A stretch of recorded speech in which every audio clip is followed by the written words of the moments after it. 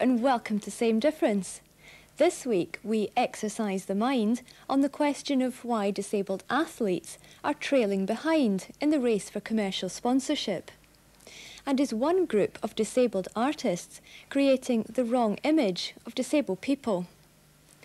But first, it's now 3 weeks since the end of the Gulf War. Unfortunately, casualties have been fewer than expected, at least on the Allied side. But the armed forces can be a hazardous business even in peacetime. And when injuries do occur, is there any guarantee of compensation?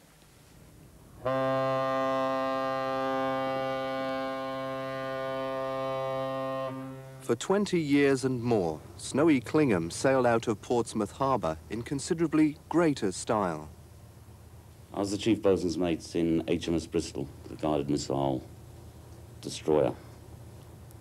In July 1983, I had to go in the dockyard to pick up a new boat for the ship.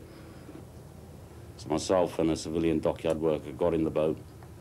I directed my petty officer to hoist, and as we turned the boat outboard, the main steel ring on the boat broke.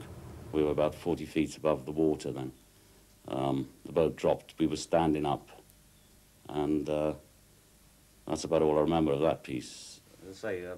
Snowy assumed that he would be entitled to the same level of compensation as the civilian who was injured with him.